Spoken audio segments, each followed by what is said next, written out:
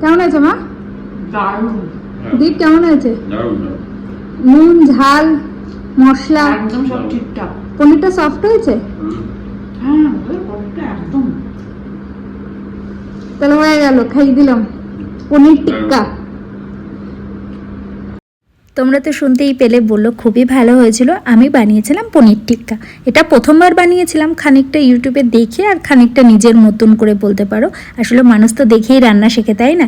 তো যাই হোক, আমি বানালাম, ভাবলাম তোমাদের সাথেও এই রেসিপিটা শেয়ার করা যাক। তাহলে চলো রেসিপিটা দেখে নেওয়া যাক। আমি এখানে 3 চামচ মতন বেসন ব্যবহার করেছি, আর এখানে আমি 300 গ্রাম মতন পনির ব্যবহার করেছি। আমি সেই জন্য 3 চামচ বেসনটাকে ভালো করে হালকা খোলায় একটু ভেজে নিয়েছিলাম। তারপর এখানে পেঁয়াজটাকে ভালো করে একটা একটা করে যে পাপড়িগুলো আছে সেগুলো ছাড়িয়ে নিয়েছি। আর এখানে কিন্তু আমি ক্যাপসিকাম ব্যবহার করেছি, তোমরা চাইলে বেল পেপারও ইউজ করতে পারো। আমার খুব একটা ভালো লাগে না বলে আমি ব্যবহার করিনি। তো এগুলো পিসটা একটু বড় বড়ই রাখতে হবে, ভালো করে কেটে রেখেছি। আর ফ্রিজ থেকে বার করা যে পনিরটা, মানে আমি পনিরটা বার করে সাথে সাথে কাট করে নিয়েছি। এতে পনিরটা ভেঙেও যাবে না, আর কাট করতেও না খুব ভালো হয়, মানে বেশ চাং সাইজের পনিরটা কাটতে সুবিধা হয়। আমি পনিরটাকে বেশ বড় বড় করে, মানে যে বললাম চাং সাইজের কেটে নিয়েছি। কিন্তু জানো তো, যখন পনিরটা আনা হয়েছিল ভেবেছিলাম পনিরের একটা কোনো গ্রেভি বানাবো, কিন্তু হঠাৎ করেই ফেসবুক স্ক্রল করতে করতে সবাই দেখছি পনির টিক্কা বানিয়েছে। তো দেখে আমারও বানাতে খুব ইচ্ছা হয়েছিল। ব্যাস, যখন ভেবেছি তখন বললাম বানিয়েই ফেলি। যাই হোক, এদিকে পনিরটাকে কেটে নিয়েছি। আর এদিকে না, আমি এখানে 3 থেকে 4 চামচ মতন টক দইটা, বাইরের টক দই, বাড়ি পাতা টক দই না, ভালো করে জল ঝরাতে দিয়ে দিয়েছিলাম। দেখেই বুঝতে পারছো কতটা গাঢ় হয়ে গেছে। প্রায় 2-2.5 ঘন্টা আমি এরকম ছাঁকনিতে জল ঝরাতে দিয়ে দিয়েছিলাম। তারপর কেটে রাখা যে ক্যাপসিকামটা ছিল আর পেঁয়াজটা ছিল সেগুলো ওর মধ্যে দিয়ে দিলাম। তারপরে রোস্ট করে রাখা যে বেসনটা ছিল সেটাও কিন্তু এখানে দিয়ে দিয়েছি। এখানে আমি 70% আগে বেসনটা দিয়ে দিয়েছি, বাকি 30% দিইনি। সেটা আমি পরে অল্প একটু করে মেখেছি আর তার সাথে বেসনটা দিয়েছি। বেশি বেসন দিয়ে দিলে না একদমই খেতে ভালো লাগে না। আর এখানে 1 চামচ মতন আমি রসুন বাটা দিয়েছি, আর 1 চামচ মতন রসুন বাটা, আর তার সাথে ধনেপাতা বাটা আর লঙ্কা ছিল। আর 1.5 চামচ মতন কিন্তু এখানে আমি আদা ব্যবহার করেছি। আর তারপরে আমি এখানে 2 চামচ মতন অলিভ অয়েল বা রিফাইন তেল তোমরা ব্যবহার করতে পারো। আর তারপর আমি 1 চামচ মতন ধনে গুঁড়ো আর 1 চামচ মতন জিরা গুঁড়ো ব্যবহার করেছি। এটা চাইলে তোমরা স্কিপও করতে পারো। আর এখানে আমি জাস্ট কালারের জন্য না হালকা কাশ্মীরি রেড চিলি পাউডারটা দিয়েছি, তোমরা চাইলে রেড চিলি পাউডারও দিয়ে দিতে পারো। আর এখানে আমি একটার থেকে একটু কম লেবু দিয়েছি, মানে বেশি লেবু দিলে যদি টক হয়ে যায়, কারণ অলরেডি টক দই ছিল। তো একটা লেবুরই হাফটা পুরোটা দিয়ে দিয়েছি, আরেকটার একদম অল্প একটু দিয়েছি। আর তারপর যখন আমি ব্যাটারটাকে ভালো করে মাখছিলাম, আমার মনে হচ্ছিলো যে দইটা একটু কম হয়ে গেছে। তো তারপরে আমি আবার দই দিয়ে দিয়েছি, যদিও এটা ঝরানো দই ছিল না, মানে জল ঝরানো দই ছিল না।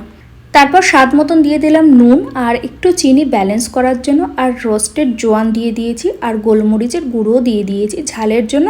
আর স্বাদটাও কিন্তু ভালো হয় খেতে। আর এখনও পর্যন্ত কিন্তু আমি পনিরটা ব্যবহার করিনি। এইদিকে একটা ছোট্ট পাত্রে খানিকটা সর্ষের তেল দিয়ে তার মধ্যে কসৌরি মেথি দিয়ে দিয়েছি। কসৌরি মেথিতে কিন্তু ফ্লেভারটা খুবই ভালো আসে, মানে এটাই পুরো ফ্লেভারটাকেই চেঞ্জ করে দেবে। তো কসৌরি মেথিটা দিয়ে সেটা পুরোই মিশ্রণটা, যে ব্যাটারটা আমি করে রেখেছিলাম তার মধ্যে দিয়ে দিয়েছি। আমি কিন্তু পনিরটা সবার লাস্টে দিয়েছি, কারণ এই অবস্থায় পনিরটা দিয়ে দিলে অনেক সময় শক্ত হয়ে যাবার সম্ভাবনা থেকে যায়। তো আমি আগে সমস্ত মিশ্রণটাকে ভালো করে মেখে নিয়ে শেষে আমি পনিরটা ব্যবহার করেছি। ও হ্যাঁ, আরেকটা কথা, আমি কিন্তু কাসুরি মেথিটা দিয়ে 2-3 মিনিট রেখে দিয়েছিলাম। তাতে কি হয়, ফ্লেভারটা না খুব ভালোভাবে যেই মশলাটা ছিল সেটার মধ্যে চলে যায়, আর খেতেও কিন্তু খুবই ভালো হয়।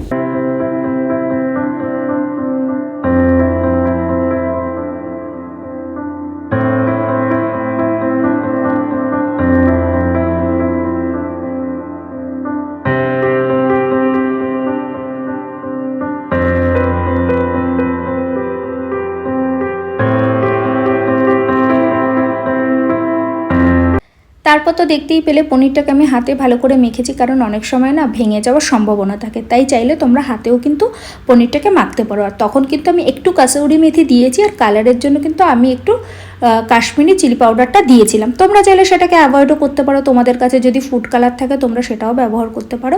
তারপরে এই কাঠিগুলো ছিল সেগুলোকে কিন্তু আমি অলরেডি জলে ভিজিয়ে রেখেছিলাম। তারপরে সবগুলোকে সুন্দর করে সাজিয়ে নিলাম, যেরকম টিক্কা করে সেরকমভাবে বানিয়ে নিয়েছিলাম। সব কাঠিতে ভরে নিয়ে একবারে তারপর আমি গ্যাসে বসিয়ে দিলাম।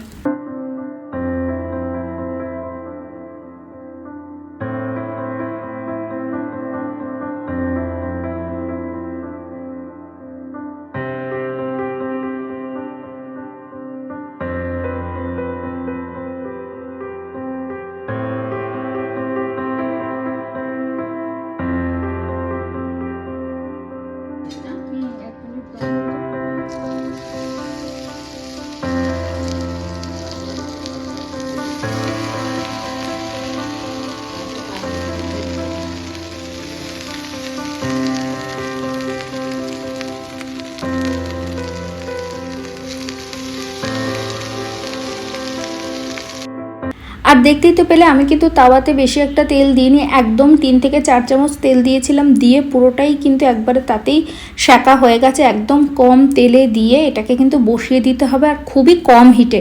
আর একটু যদি বেশি হিটে দাও তাহলে কিন্তু অনেক সময় পুড়ে যাওয়ার চান্স থাকে। আর যেহেতু পনির যদি একটু সফট না হয় খেতে কিন্তু ভালো লাগবে না, কারণ পনির জিনিসটা এমনি খুব সফট। তো আমি তোমাদেরকে ওই জন্য দেখাচ্ছি যে দেখো কতটা আস্তে আস্তে আমি জাস্ট এগুলোকে সেঁকে নিচ্ছি। খানিকটা তো সময় লাগবে যেহেতু একদম কম হিটে আমি এটাকে বানিয়েছি। তো দিয়ে তারপর এক এক করে একবার খানিকটা ফ্রাই করে নিয়েছি, তারপর বাকিগুলো দিলাম, দিয়ে এইভাবেই কিন্তু আমি ফ্রাই করে নিলাম।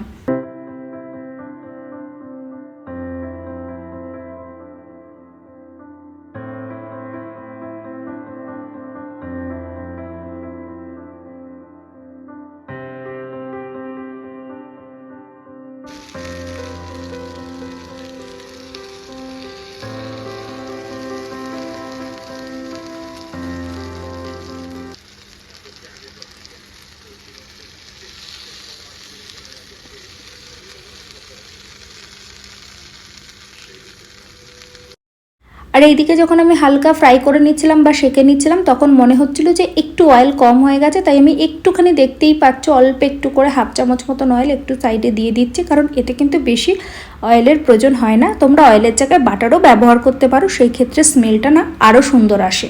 তারপর সবগুলোকে এইভাবেই ফ্রাই করে নিয়েছি, একদম কম হিটে সবগুলোকে ফ্রাই করে নিয়ে আসল যেটা কাজ সেটা হচ্ছে সেই স্মোকি ফ্লেভারের জন্য। আমার তো এখানে কাঠকয়লা নেই, তাই জন্য গ্যাসের মধ্যে যেটা দিয়ে রুটি সেঁকি সেই জালিটা বসিয়ে তারপরে এই পনিরগুলোকে এইভাবে হালকা করে সেঁকে নিলাম জাস্ট ফ্লেভারটার জন্য। আর এই সেঁকে নেওয়ার জন্য না এটার ফ্লেভারটা না একদম চেঞ্জ হয়ে গেছে। খেতে বিশ্বাস করে এতটা ভালো হবে প্রথমবার বানানোতেই আমি না কখনো এটা ভাবিনি। এবার অনেকেরই মনে হতে পারে যে প্রথমবার বানিয়ে কি করে এতটা ভালো হয়।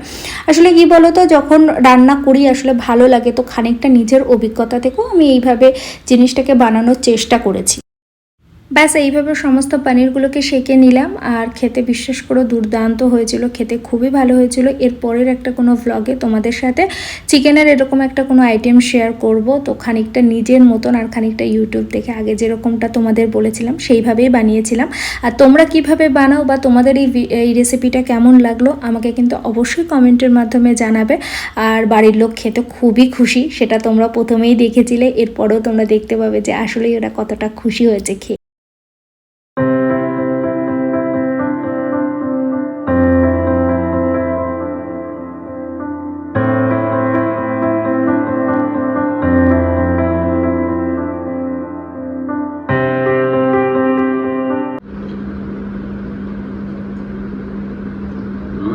দারুণ দারুণ দারুণ একদম। দারুণ দারুণ দীপ্তা কোনো খেতেই পারে না। দারুণ না না দারুণ দারুণ হচ্ছে।